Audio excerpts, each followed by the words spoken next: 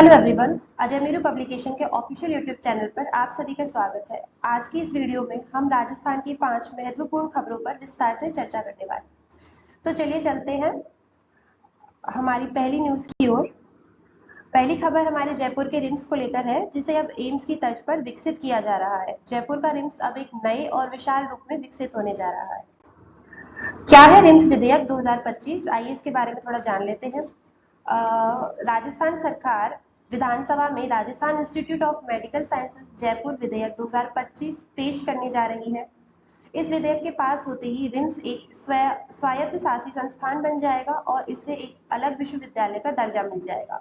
सरकार इस पर लगभग 100 करोड़ का व्यय करने जा रही है। एनएमसी एक्ट के तहत डिग्री, डिप्लोमा और अन्य कोर्सेज यानी मेडिकल, डेंटल और नर्सिंग कॉलेजेस तथा फिजियोथेरेपी और फार्मासिस्ट को भी इसमें प्रशिक्षण दिया जाएगा। 20 सुपर स्पेशलिस्ट और सब स्पेशलिस्ट विभाग, cardiology, neurology, neurosurgery, urology, plastic surgery, nephrology और भी बहुत कुछ इसमें देखने को मिलेगा। इस संस्थान की गुणवत्ता सुनिश्चित करने के लिए एक उच्च स्तरीय शासी निकाय बनाया जाएगा, जिसके अध्यक्ष मुख्य सचिव होंगे।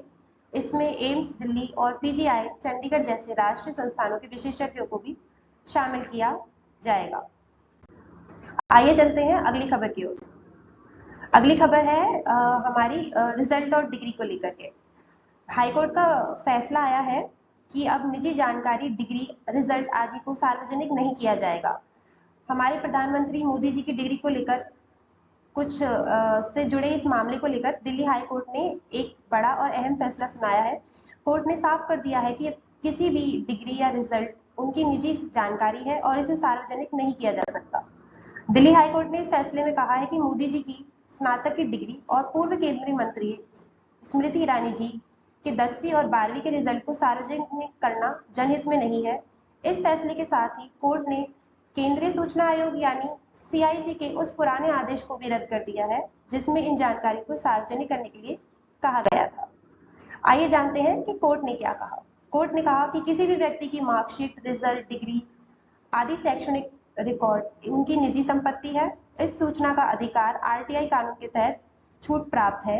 जस्टिस सचिन दत्ता की इस बेंच ने फैसला सुनाते हुए कहा है कि किसी भी व्यक्ति की मार्कशीट, रिजल्ट या कोई भी एजुकेशनल रिकॉर्ड उसकी निजी जानकारी होती है। कोर्ट के अनुसार यह जानकारी सूचना का अधिकार यानी आरटीआई कानून के तहत दायरे से बाहर है और इसे सार्वजनिक करने के लिए किसी को भी मजबूर नहीं किया जा सकता। आइए जानते हैं कि इस केस के पीछे की हिस्ट्री क्या रही थी। दरअसल 2016 में एक नीरज नाम के व्यक्ति आरटीआई के जरिए पीएम मोदी जी की डिग्री की जानकारी मांगी थी। वहीं दूसरे केस में 2017 में एक व्यक्ति मोहम्मद जी, जिन्होंने स्मृति ईरानी के रिजल्ट की जानकारी मांगी थी और इस पर सीआईसी का आदेश आया था। सीआईसी ने दिल्ली यूनिवर्सिटी और सीबीएसई को जानकारी सार्वजनिक करने का आदेश दिया था। वहीं अब इस फैसले का सार समझ लेते हैं, यानी शैक्षणिक रिकॉर्ड आपकी निजी संपत्ति है, ये जनहित का मामला नहीं है और सीआईसी का आदेश अब इस पर रद्द किया जा चुका है।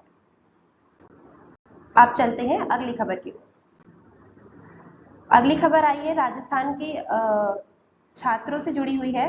अब 17 साल यानी कि 17 साल की उम्र में रजिस्ट्रेशन होगा और 18 की साल पूरी होते ही बच्चों को उनका वोटर आईडी कार्ड जारी कर दिया जाएगा। राजस्थान के छात्रों के लिए सरकार की तरफ से बड़ी पहल देखने को मिली। 17 वर्ष के छात्रों का अग्रिम पंजीकरण, 18 वर्ष की आयु पूरी होते ही कार्ड जारी और प्रक्रिया स्कूलों में ही होगी पूरी। राजस्थान में अब कक्षा 9वीं से 12वीं में पढ़ने वाले सभी 17 साल के विद्यार्थियों का वोटर लिस्ट में अग्रिम रूप से पंजीकरण किया जाएगा। इसका सबसे बड़ा फायदा यह रहने वाला है कि जैसे ही कोई छात्र 18 साल का होता है, उसकी वोटर आईडी अपने आप बनकर तैयार हो जाएगी। आइए जानते हैं कैसे लागू होगी ये योजना। इस योजना को लागू करने के लिए राज्य के निर्वाचन विभाग और स्कूल शिक्षा विभाग के बीच एक एमओयू यानी समझौते पर हस्ताक्षर हुए हैं। मुख्य निर्वाचन अधिकारी नवीन महाजन जी और सचिव कृष्ण कुणाल जी ने इस फैसले को अंतिम रूप दिया है। यह संयुक्त एमओयू राज्य के सभी माध्यमिक और उच्च माध्यमिक स्तर के सरकारी एवं निजी स्कूलों पर लागू होगा। यानी अगर आप कक्षा 9वीं से 12वीं के बीच किसी भी स्कूल में पढ़ते हैं तो आप इस योजना का लाभ उठा पाएंगे। यह सिर्फ पंजीकरण नहीं बल्कि शिक्षा भी है। इसका क्या अर्थ है? इसका अर्थ है कि स्कूलों में निर्वाचन साक्षरता क्लब का गठन किया जाएगा। साथ ही भविष्य में एनसीईआरटी के पाठ्यक्रम में मतदाता शिक्षा से जुड़ा अध्याय भी शामिल करने का प्रस्ताव है, ताकि छात्रों को मतदान के महत्व के बारे में जागरूक किया जा सके। इसका फायदा क्या रहने वाला है? आइए इसका फायदा भी जान लेते हैं। युवाओं की चुनावी भागीदारी इससे बढ़ेगी, पंजीकरण प्रक्रिया आसान होगी और लोकतंत्र में युवाओं की भूमिका को मजबूती मिलेगी। इससे न केवल रजिस्ट्रेशन की प्रक्रिया आसान हो रही है, बल्कि देश के भविष्य के मतदाता पहले से ही जागरूक और तैयार रहेंगे। आज अब चलते हैं अगली खबर की ओर।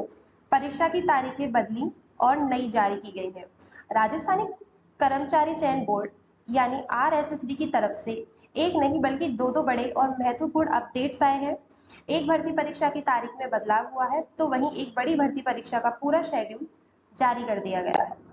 सबसे पहला अपडेट जान लेते हैं कि 2 नवंबर 2025 को होने वाली प्रयोगशाला सहायक संयुक्त भर्ती परीक्षा को स्थगित कर दिया गया है। इसकी नई तारीख बाद में जारी की जाएगी। वहीं ग्राम विकास अधिकारी यानी वीडियो सीधी भर्ती परीक्षा 2025 की तारीख को बदलकर अब 2 नवंबर 2025 कर दिया गया है। प्रयोगशाला सहायक की जो भर्ती परीक्षा है, उसकी जैसे ही नई तिथि जारी होती है तो हम आपको तुरंत सूचित करेंगे। अब हम चलते हैं दूसरी अपडेट की। दूसरी अपडेट है चतुर्थ श्रेणी कर्मचारी भर्ती परीक्षा का शेड्यूल जारी हो चुका है। 19 सितंबर से लेकर 21 सितंबर 2025 तक चलने वाली यह परीक्षा तीन दिनों की दो शिफ्ट में आयोजित की जाएगी। मॉर्निंग शिफ्ट का समय सुबह 10 बजे से लेकर 12 बजे तक रहेगा। वहीं इवनिंग का समय दोपहर के 3 बजे से लेकर शाम के 5 बजे के बीच रहेगा। तो आप अपनी तैयारी इसी शेड्यूल के हिसाब से आप अपनी बेहतर तैयारी के लिए अजय मीरू पब्लिकेशन द्वारा प्रकाशित आजाद मॉडल पेपर की सहायता भी ले सकते हैं।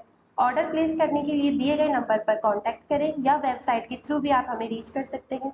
ऐसी न्यूज़ अपडेट्स के लिए आप हमारे चैनल को सब्सक्राइब करें। आज का वीडियो अच्छा लगा हो तो लाइक करें और कमेंट सेशन में अपनी राय जरूर शेयर करें। Thank you.